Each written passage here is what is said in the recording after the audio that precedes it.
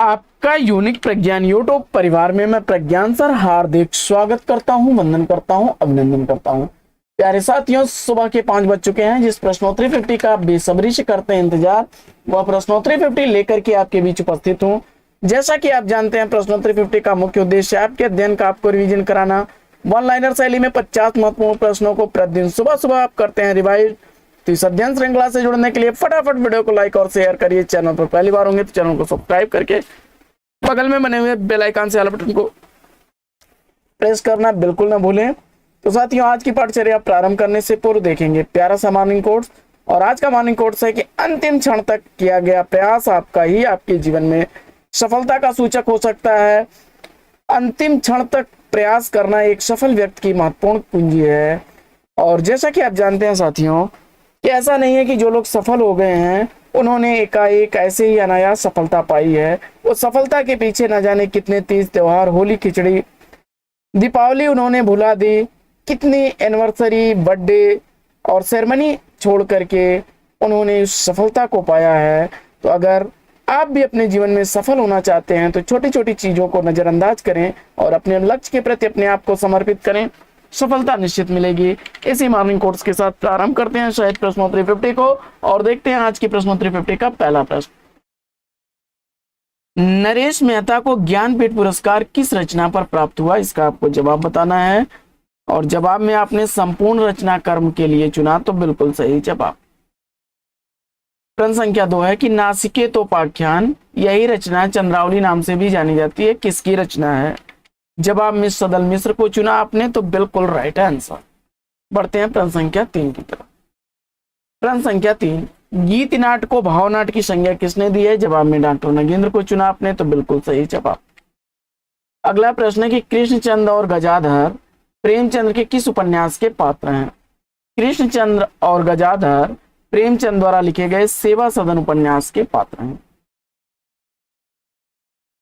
अगला प्रश्न है कि द्विवेदी जी ने किस भाषा को कविता के सिंहासन से उतारकर खड़ी बोली को प्रतिष्ठित करने में काफी योगदान दिया है?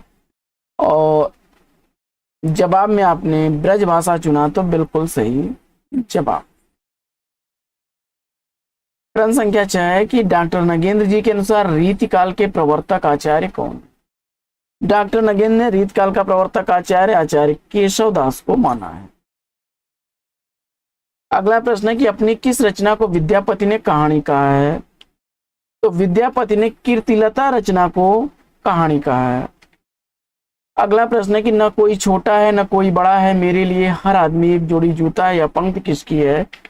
जवाब में आपने सुदामा पांडे धूमिल को चुना तो बिल्कुल सही जवाब। अगला प्रश्न है कि सिंदूर की होली नाटक के नाटककार कौन है? तो सिंदूर की होली नाटक लक्ष्मी नारायण मिश्र द्वारा लिखा गया नाटक है। 1934 ईस्वी इस नाटक का प्रकाशन हुआ। अगला प्रश्न है कि मत्स्यगंधा गीत नाट के रचनाकार कौन है? तो मत्स्यगंधा गीत नाट उदय शंकर भट्ट द्वारा लिखा गया है और 1937 ईस्वी इस रचना का प्रकाशन वर्ष है। अगला प्रश्न है कि एक कंठ विस्पाही किसकी रचना है? तो एक कंठ विस्पाही दुष्यंत कुमार द्वारा लिखा गया गीत नाट है। 1963 ईस्वी इसका प्रकाशन वर्ष है। प्रश्न संख्या 12 है कि हरिप्रसन्न जैनेन्द्र के किस उपन्यास का पात्र है? हरिप्रसन्न जैनेन्द्र द्वारा लिखे गए सुनीता उपन्यास का पात्र। प्रश्न संख्या 13, इतिहास इस बात का गवाह है कि इस महिमामयी शक्ति की उपेक्षा करने वाले साम्राज्य नष्ट हो गए हैं, हजारी प्रसाद द्विवेदी के किस उपन्यास से उद्गृत है? जवाब में आपने बाल भट्ट की आत्मकथा चुना तो बिल्कुल सही जवाब। अगला प्रश्न है कि रामविलास शर्मा किस सप्तक के कवि हैं? रामविलास शर्मा तार सप्तक के कवि हैं। 1943 ईस्वी इस सप्तक का प्रकाशन वर्ष है। अगला प्रश्न है कि संयुक्ता स्वयंवर नाटक के नाटककार कौन है? संयुक्ता स्वयंवर नाटक लाला निवास दास द्वारा लिखा गया 1886 ईस्वी का प्रकाशित नाटक है। अगला प्रश्न है कि चित्रलेखा उपन्यास के उपन्यासकार कौन है? चित्रलेखा उपन्यास भगवती चरण वर्मा द्वारा लिखा गया उपन्यास है। 1934 ईस्वी इस उपन्यास का प्रकाशन वर्ष। अगला प्रश्न है कि हिंदी काव्यधारा के रचनाकार कौन है? तो हिंदी काव्यधारा का रचनाकार आपने राहुल सांकृत्यायन को चुना तो बिल्कुल सही जवाब। अगला प्रश्न है कि निराला जी में बहुवस्तु स्पर्शनीय प्रतिभा या कथन किसका है? जवाब में आपने आचार्य रामचंद्र शुक्ल जी को चुना, तो बिल्कुल सही जवाब। अगला प्रश्न है कि कोणार्क नाटक के नाटककार कौन है? तो कोणार्क नाटक का नाटककार जगदीश चंद्र माथुर को आपने चुना। 1951 ईस्वी इसका प्रकाशन वर्ष है। अगला प्रश्न है कि अग्निलीक गीत नाट्य का प्रकाशन वर्ष क्या है? तो अग्निलीक गीत नाट्य भारत भूषण अग्रवाल द्वारा लिखा गया 1976 ईस्वी का प्रकाशित गीत नाट्य है। प्रश्न संख्या 21 है कि निराला उपन्यास, क्षमा करें, निर्मला उपन्यास है प्रेमचंद का, प्रेमचंद द्वारा लिखा गया निर्मला उपन्यास, इसका प्रकाशन वर्ष आपसे पूछा जा रहा है। जवाब हो जाएगा मुंशी प्रेमचंद द्वारा लिखा गया यह उपन्यास 1927 ईस्वी का प्रकाशित उपन्यास। प्रश्न संख्या 22, हम कौन थे, क्या हो गए हैं और क्या होंगे, अभी आओ विचारें आज मिलकर ये समस्याएं सभी। इन पंक्तियों के रचयिता कौन है? जवाब में आपने मैथिली शरण गुप्त को चुना, तो बिल्कुल सही जवाब। भारत भारती से अवतरित यह पंक्तियां हैं। इसी रचना से प्रभावित होकर के महात्मा गांधी ने इन्हें राष्ट्रकवि की संज्ञा दी थी। स्नेह लीला स्वर्गारोहण किसकी रचना है? जवाब में आपने विष्णुदास को चुना, तो बिल्कुल सही जवाब। प्रश्न संख्या 24, पत्र का संपादक परंपरागत नियमों के अनुसार जाति का सेवक है, वह जो देखता है जाति की विराट दृष्टि से ही, यह कथन किसका है? जवाब में मुंशी प्रेमचंद्र को चुना आपने, तो बिल्कुल सही जवाब। अगला प्रश्न काफी चर्चित प्रश्न है कि 84 वैष्णवन की वार्ता की रचनाकार कौन है? 84 वैष्णवन की वार्ता गोकुलनाथ की रचना है। अगला प्रश्न है कि सहजयान के प्रवर्तक कौन है? सहजयान का प्रवर्तक आपने शराफा को चुना, तो बिल्कुल सही जवाब। प्रश्न संख्या 27 है कि कबीर के अपेक्षा खुसरो का ध्यान बोलचाल की भाषा की ओर अधिक रहा है, यह कथन किसका है? जवाब में आपने आचार्य रामचंद्र शुक्ल को चुना, तो बिल्कुल सही जवाब। अगला प्रश्न है कि खुमाण रासों के रचनाकार कौन है? तो खुमाण रासों की कृति का रचनाकार दलपत विजय को चुना आपने, तो बिल्कुल सही जवाब। अगला प्रश्न है कि न आने वाला कल किसका उपन्यास है? तो न आने वाला कल उपन्यास मोहन राकेश द्वारा लिखा गया उपन्यास है। 1968 ईस्वी उपन्यास का प्रकाशन वर्ष है। अगला प्रश्न है कि योगचर्या के रचनाकार कौन है? तो योगचर्या कृति का रचनाकार आपने डोम्बिबा को चुना, तो बिल्कुल सही जवाब। प्रश्न संख्या 31 है कि गोदान महाकाव्यात्मक उपन्यास है, यह कथन गोदान के संदर्भ में किसका है? डॉक्टर बच्चन सिंह जवाब चुनकर के इस प्रश्न का राइट आंसर दिया है। प्रश्न संख्या 32, सन्यासी उपन्यास का प्रकाशन वर्ष आपको बताना है। इलाचंद्र जोशी द्वारा लिखा गया यह उपन्यास है। 1941 ईस्वी उपन्यास का प्रकाशन वर्ष है।